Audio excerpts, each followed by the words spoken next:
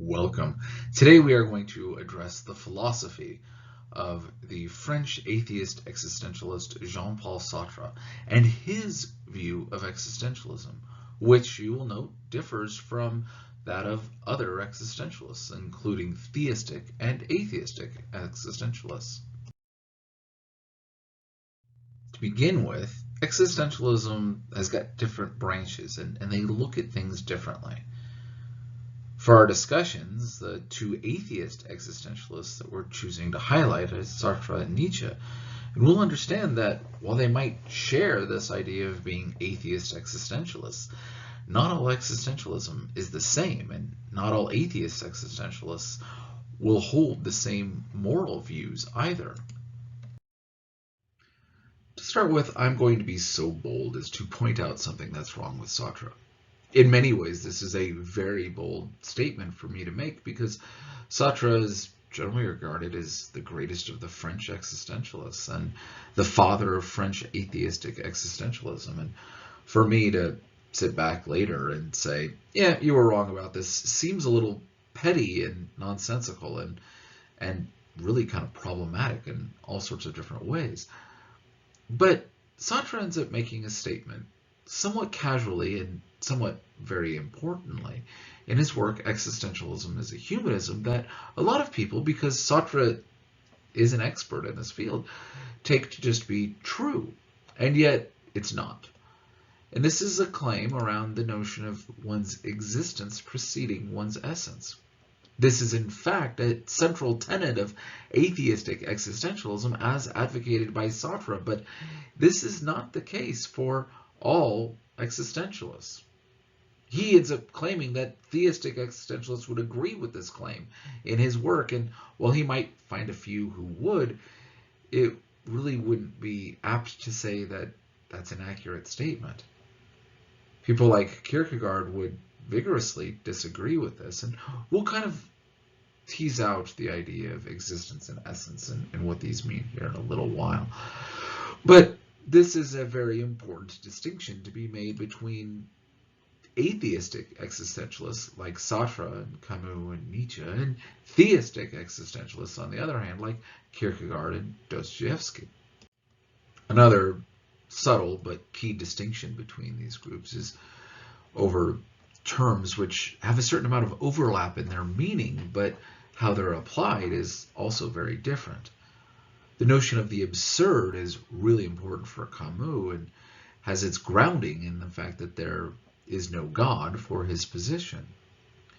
While Kierkegaard would never advocate for notions of the absurd, he does have a parallel train of thought when he addresses the paradox.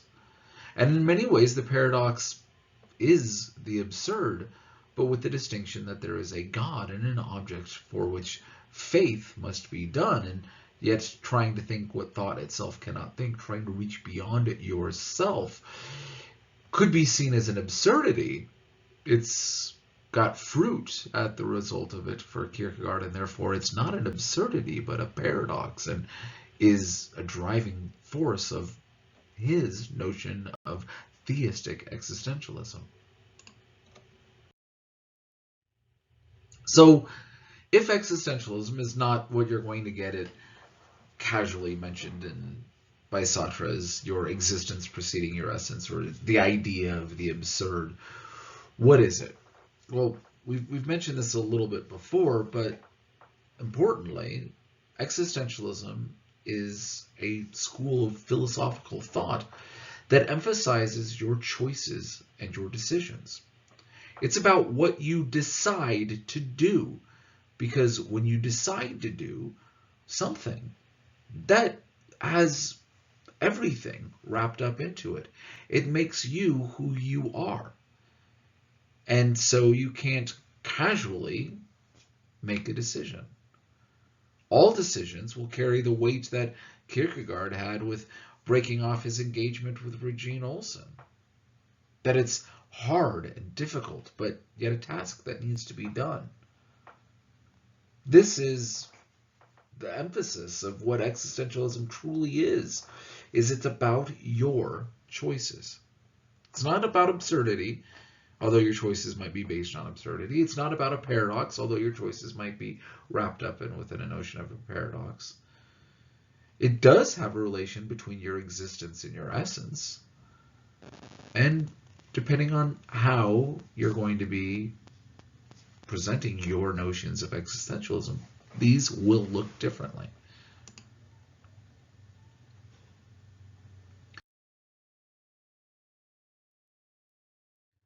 For Sartre, the choices and decisions that you make are essential because, as we'll point out, is the key notion in his work Existentialism is Humanism. In fashioning myself, I fashion man. You fashion yourself. You make yourself who you are through your choices and decisions. And this is what existentialism is for Sartre, much more than the other things that kind of build off of this. Right? The whole idea of one's existence preceding your essence really is how it relates to this thesis that your decisions decide who you are, and Sartre also says that decides who everybody is.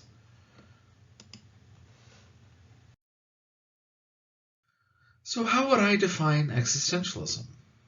The best definition I can come up with is that it's a philosophical movement which emphasizes the existence of the individual, an individual who is a responsible agent who, through choices of their own, determines their essence. Now, this doesn't mean that one happens to exist prior to the other.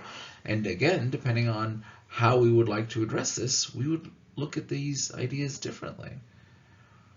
Now, the issues that are being debated here between our theistic and atheistic counterparts are the notions of your essence and your existence.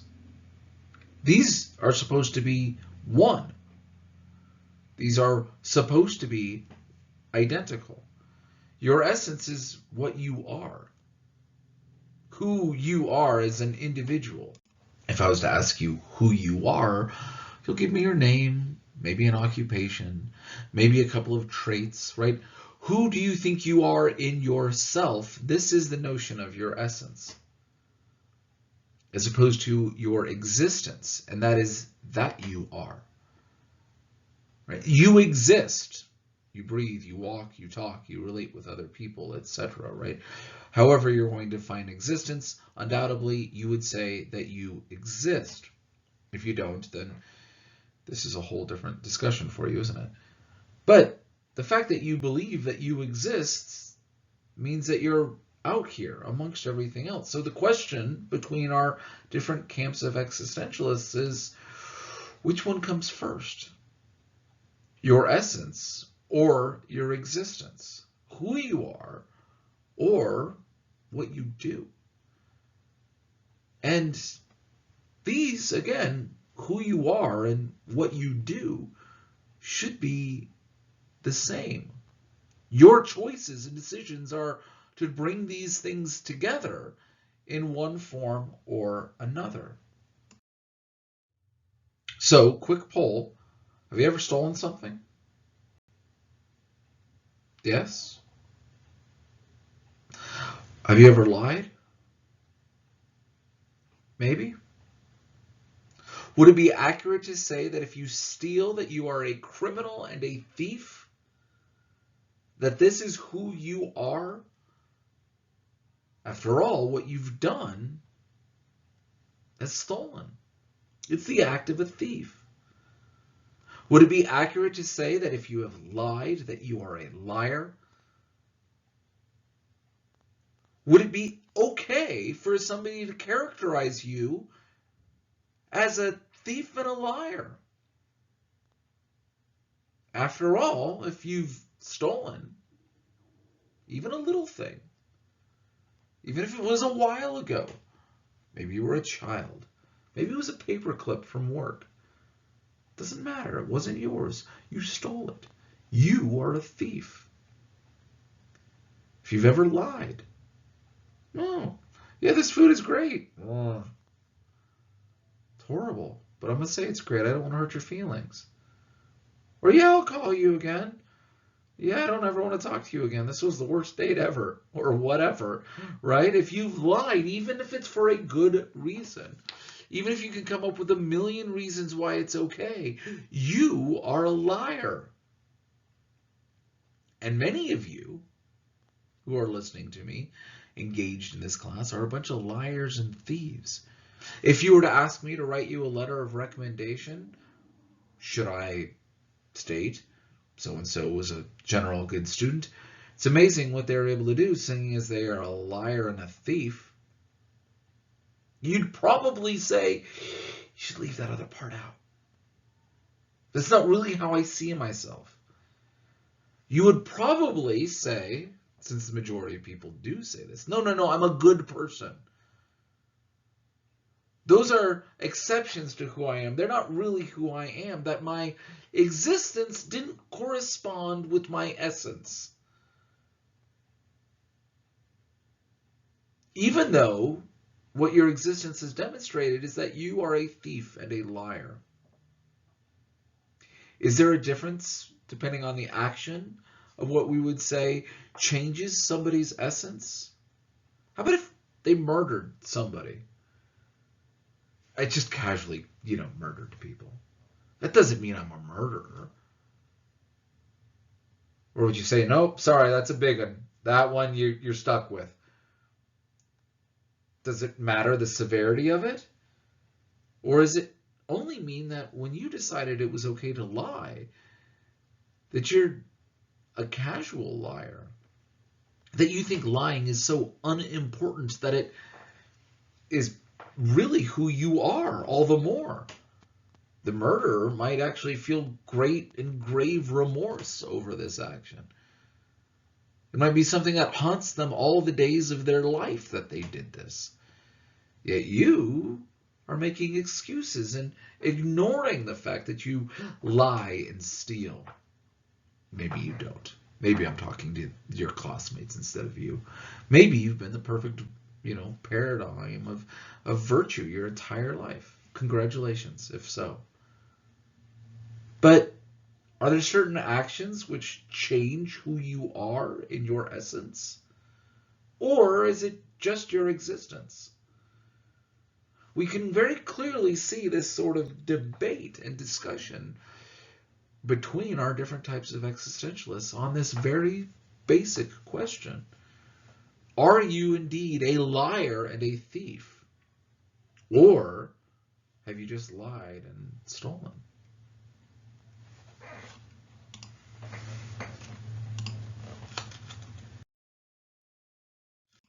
So our camps of existentialism is fairly well drawn. For the Christian existentialist, your essence precedes your existence. Who you are exists before you've done a single thing. God knows who you are. And your job through your life is to match who God knows you to be with what you do in your life.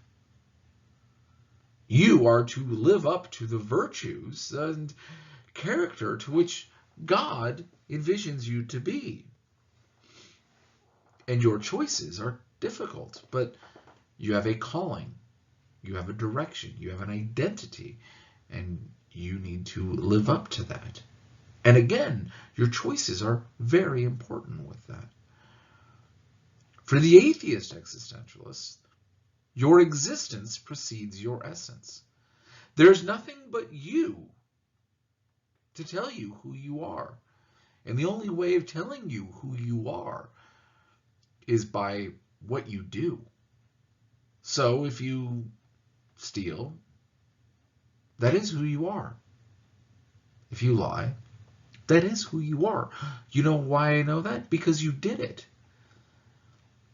And you can't appeal to some sort of secret special gnosis, some special wisdom that is going to say that you're somehow different. Because how we know who you are is based on what you've done if you are an atheist existentialist. And we can see very clearly how the question of does your essence precede your existence or your existence precede your essence is dependent upon God, but also, when you get down to it, both of which will firmly emphasize that you need to make sure you're doing the right thing. Either because that is all that you are, or you're more than that, so you better do the right thing because you're going to be held accountable for the distinction and the division between who you are and what you appear to be.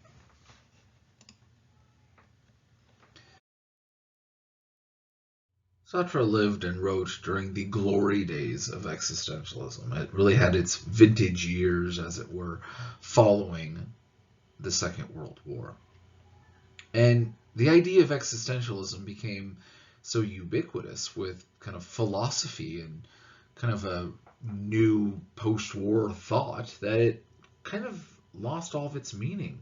In many ways, existentialism is kind of like the term postmodern during this idea, where anyone or everyone would kind of glob onto it and assume some sort of identity, where it's became kind of a catch-all term for the sort of cultural and artistic avant-garde radical critiques of universal principles and absolute values that existed before it. And in many ways, it's accurate to characterize some of these thoughts as existentialist, and other ways it's not, and we kind of need to push back and know where our push and pull would be.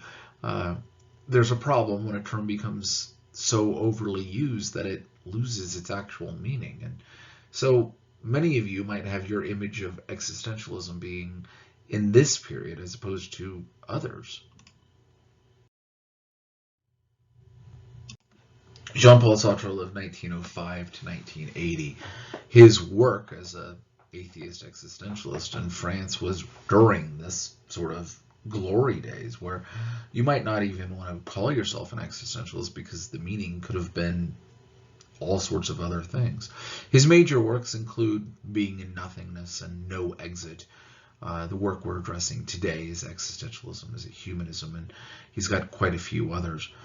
His main philosophy is really over that idea that being in itself, the world is everything that is given meaning or structured by being for itself in the act of consciousness. That you need to be in yourself, and this is what gives it meaning. As a free and transcending self-consciousness, being for itself is, oddly enough, also nothingness.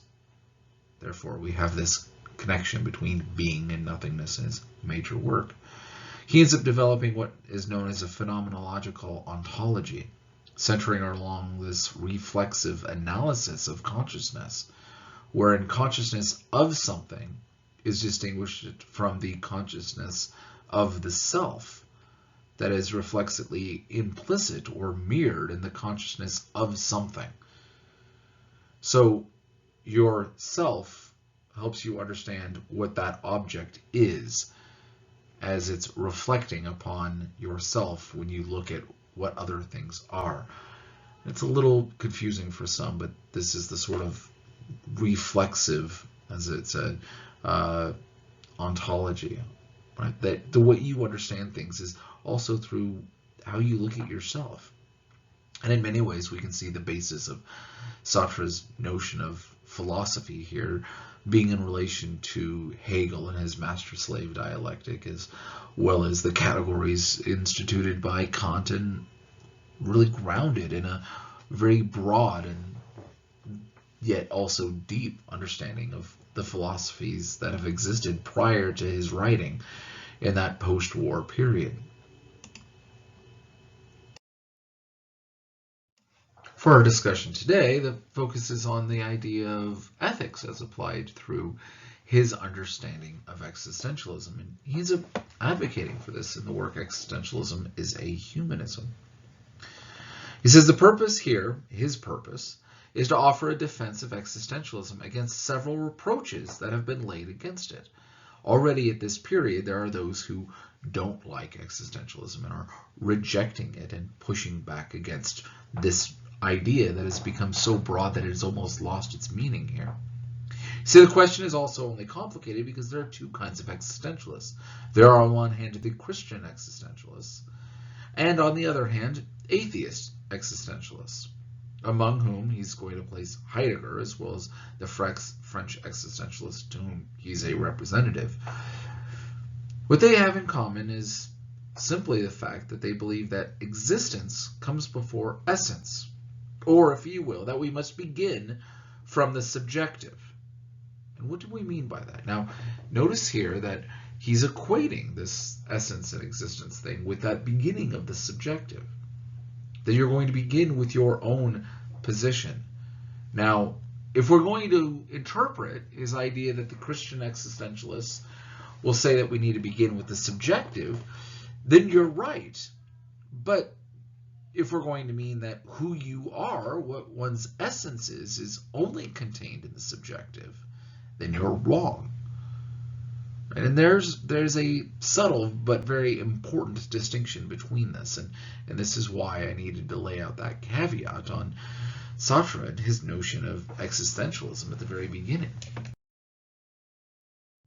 Sartre says that when we think of God as the creator, we are thinking of him most of the time as a supernatural artisan. Whatever doctrine we may be considering, whether it's a doctrine like that of Descartes or of Leibniz himself, we always imply that the will follows, more or less, from the understanding, or at least accompanies it, so that when God creates, he knows precisely what he is creating. Man possesses a human nature. That human nature, which is the conception of human beings, is found in every man, which means that each man is a particular example of a universal conception, that conception of man. We're engaged in a much wider philosophical debate here when we're thinking of God and God having ideas of people. What is it that God happens to see of humanity? What universals can be said about the particulars? If there's a God, we assume that God knows what God is doing, that it's not just an accident, but rather humanity is something known by this God.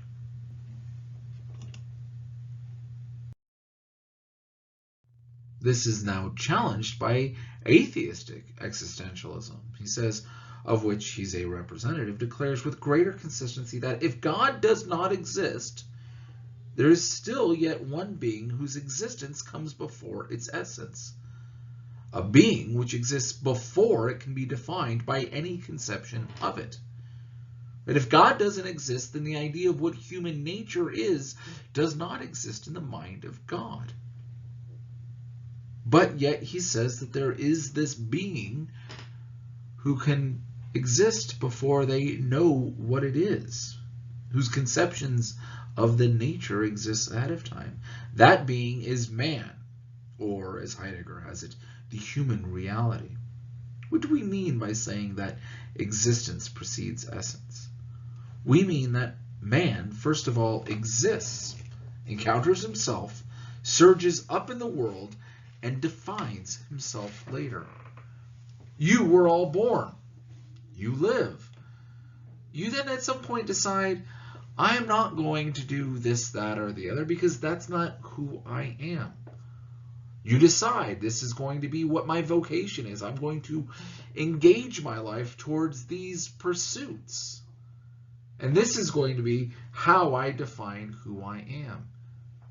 And that this is the call of what you have to do as an existentialist. And for the atheist existentialist, this is you defining who you are.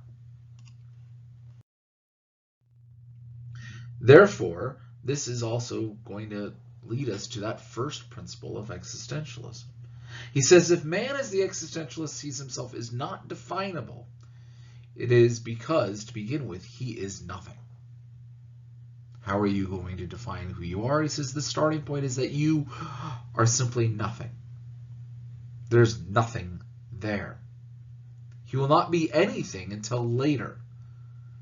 And then he will be what he makes of himself. You start off as nothing, a conception of other people perhaps, but nothing of your own choosing, nothing of what you really are. Later, you conceive of who you are, and this is where you're going to be found. Sartre says, there is no human nature because there is no God to have a conception of it. Man simply is. Man is nothing else but what he makes of himself. And that is the first principle of existentialism. You simply are. You are what you will yourself to be. You are your choices and your decisions. You are what you do. It is up to you to decide all of these things. This is that first principle of existentialism. This naturally leads us to the first effect of existentialism. He says, before that projection of the self, nothing exists. Right? Before you assert who you are nothing, because you haven't decided what you are yet. Not even in the heaven of intelligence, man will only attain existence when he is what he purposes to be. Not, however, what he may wish to be. Right? You are not just simply what you hope to be. But again, this is where your decisions actually matter. For what we usually understand by wishing or willing, he says, is a conscious decision taken much more often than not, after we have made ourselves what we are. Thus, the first effect of existentialism is that it puts every man in possession of himself as he is. What have you done? What are you? You are in possession of this. Exactly what you are. And it places the entire responsibility for his existence squarely upon his own shoulders. You are responsible for all of your existence. Now, maybe you've been treated bad. Maybe you've been marginalized. Maybe you had a bad upbringing. Maybe you've got jerks all around you. Who knows? That doesn't matter. You are still responsible for you. It doesn't matter the effects and the decisions of other people. It doesn't matter if the whole system is rigged against you, and that you are the most victimized, pitied, whatever. If you have no power, that doesn't matter. You still have power on you, according to Sartre here. This is the effect of existentialism. Now, the difficult thing moves forward here. He says that when we say that man is responsible for himself, we do not mean that he is responsible only for his own individuality, but that he is responsible for all men. This is the difficulty. Not only are you responsible for you, and you can't say, well, that guy over there is responsible for me. I had bad parents, I had bad society, I had bad whatever, right? No, you're still responsible for you. But then you're also then, according to Sartre, responsible for them, for all people, for all mankind. When we say that man chooses himself, he says we do not mean that every one of us must choose himself. But by that we also mean that in choosing himself, he chooses for all men. You choose for all men, for all people, what it is that you are.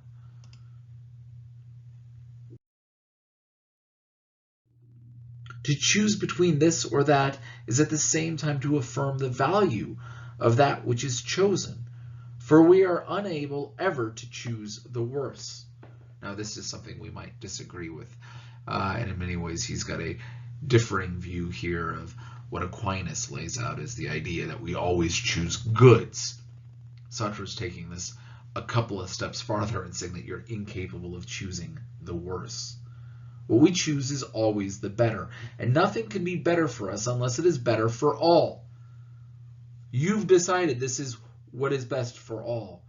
If, moreover, existence precedes essence, and we will to exist at that same time as we fashion our image, the image is valid for all. and for the entire epoch in which we find ourselves. Our responsibility is thus much greater than we had supposed, for it concerns mankind as a whole. In fashioning myself, I fashion man. When you decide who you are, you decide for everybody.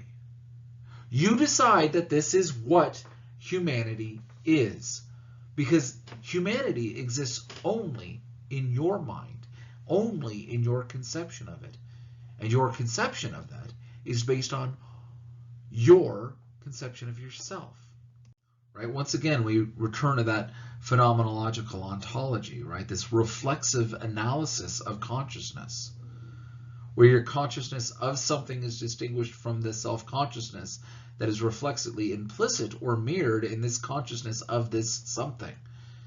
Your consciousness of what it is to be a human is reflexive not just upon what you see in other humans, but primarily in your self-consciousness. Therefore, your deciding to do something decides that this is the case for all of humanity. Now, if you take this seriously, that you then decide what all of humanity is, this should cause you great anguish. This is not going to be an easy thing to assume or to assert. This is going to cause you problems in every decision that you make. Sartre says that the existentialist frankly states that man is in anguish. His meaning is as follows: when a man commits himself to anything, fully realizing that he is not only choosing what he will be, but is thereby at the same time a legislator deciding for the whole of mankind, in such a moment a man cannot escape from the sense of complete and profound responsibility.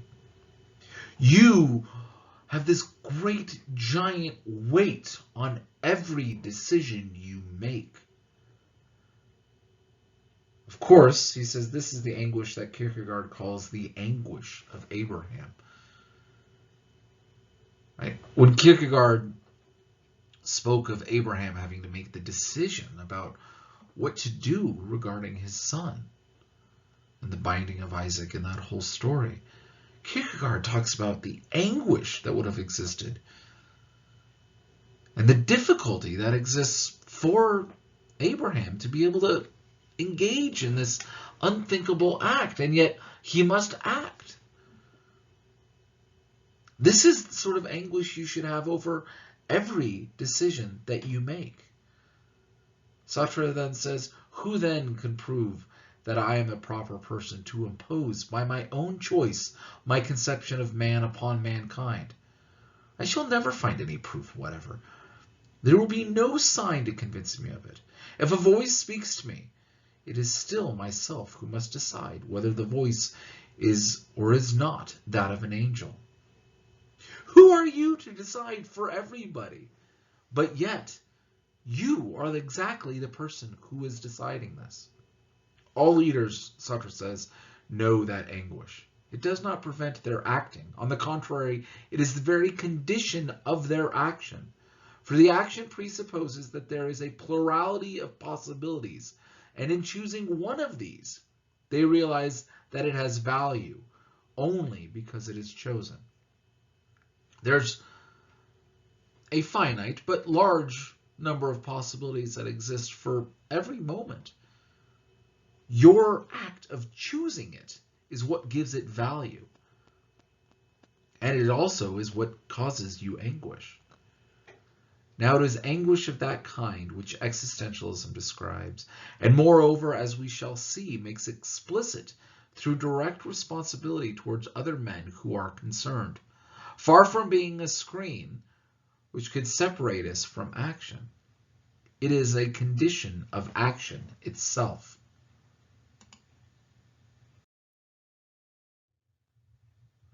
Dostoevsky famously once wrote, "If God did not exist, everything would be permitted." And that, for existentialism, is the starting point. This is the beginning for atheist existentialism.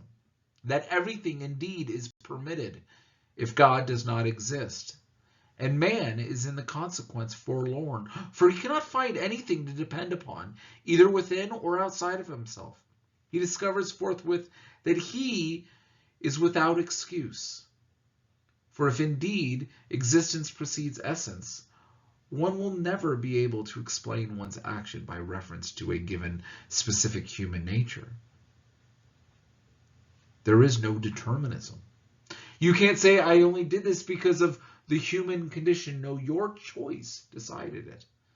Your choice decided what was human nature. Man is free. Man is freedom. You are completely free to do anything. And that should terrify you, according to Sartre. Right? There is no God to say, no, you have this nature, this responsibility. You have it all. Sartre continues that if God does not exist, are we provided with any values or commands that could legitimize our behavior? Thus we have neither behind us nor before us, in a luminous realm of values, any means of justification or excuse. We are left alone, without excuse. That is what I mean when I say that man is condemned to be free. You are alone. You must decide everything. You are responsible for you and for everyone else, with no guideposts other than yourself to tell you what is the correct action.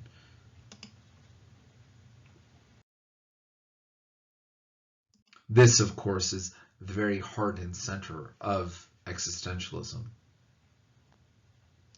It is the absolute character of the free commitment by which every man realizes himself in realizing a type of humanity, a commitment always understandable to no matter whom and no matter what epoch.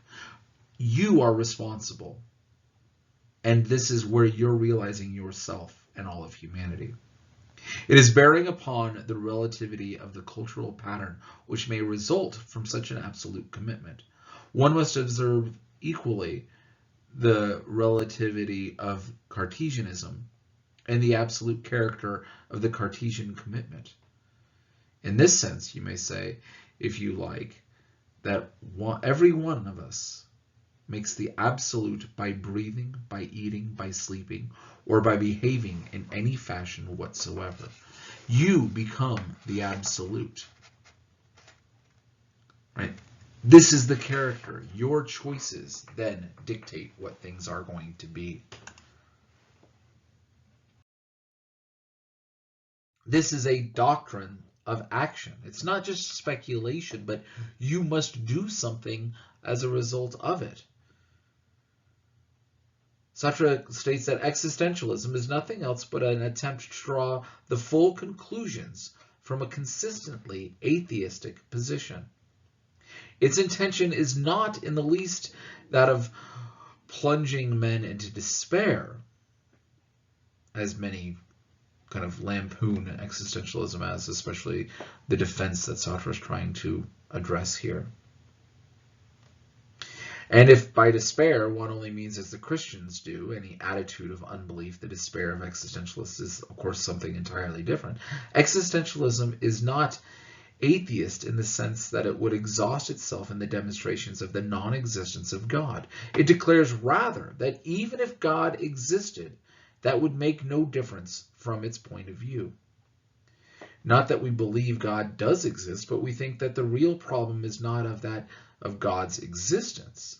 What man needs is to find himself again and to understand that nothing can save him from himself, not even a valid proof for the existence of God.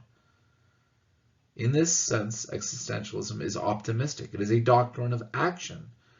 And it is only by self-deception, by confining your own despair with ours, he says, that Christians could describe us as without hope. You must still make these decisions even if God does exist, Sartre says. Even if there is a God, you still need to understand your weight and obligations towards everybody else by every decision that you make. So what does this all mean? This could be rather confusing in many ways, but we can boil it down to a couple of essential ideas. Ethically, Sartre is calling you to decide not just for yourself what actions are okay, but what is okay for humanity. There are no absolutes, and there is no outside force, following Sartre's atheistic existentialism, to dictate morality, dictate what you do. And yet every action you do carries moral weight because it's the action of all of humanity. There's not even the use of reason to guide us to these virtues that we are determined to do, nor a code following Kant. At least this is what Sartre is arguing. We are not obliged to look for the happiness of others, but every action we choose is also for everybody. Even the small decisions that you make are really big because they are for everybody. Do you like chocolate or vanilla ice cream? Or are you going to be a radical and go with strawberry, right? Very small decision. But yet you're saying in your decision that humanity is such that prefers vanilla, chocolate, strawberry, or another flavor. You're deciding this for everybody, not just for you right now. Do you stay faithful in a relationship? This isn't just, oh, I kind of like this one or I kind of don't like that one. But you're saying that humanity is such that decides that faithfulness is a value or it's not. This is your decision to make and nobody else's. Do you kill somebody? Most of you would probably say no to this one reflexively, but you're saying that humanity is such that does not permit death, that values life, or that doesn't value life and does get to kill others.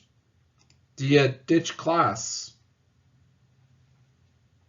It's nice weather, friends are inviting you to something, you're just tired, you were up too late doing something for another class. Whatever the reasons would be, it really doesn't matter. You are, by deciding to not show up, saying that you do not value this class, this education, this whatever it is that's going to be embodied there. You're deciding that nobody should show up if you don't show up. Because you are humanity. There is no, quote, humanity that exists except for within you. So this is the weight in the decision that you have to make. Every decision you have has this weight upon it.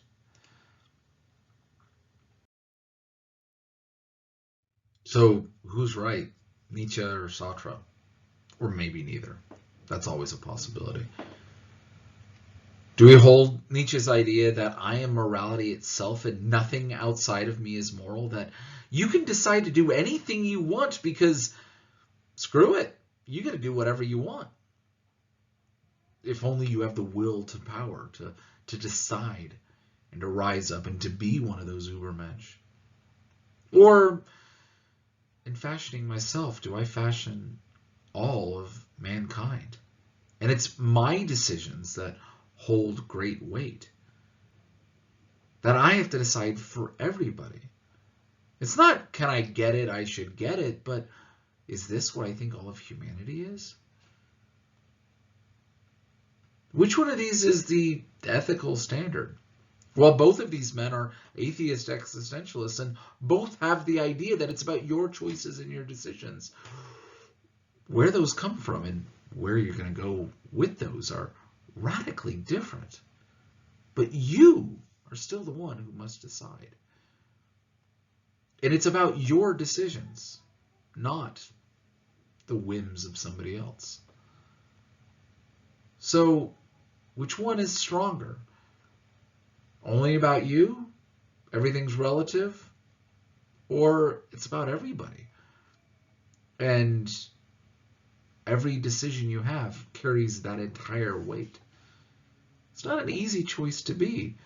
And it shows us that while you might start off from the same page in a book, it doesn't mean that you're ending in the same place.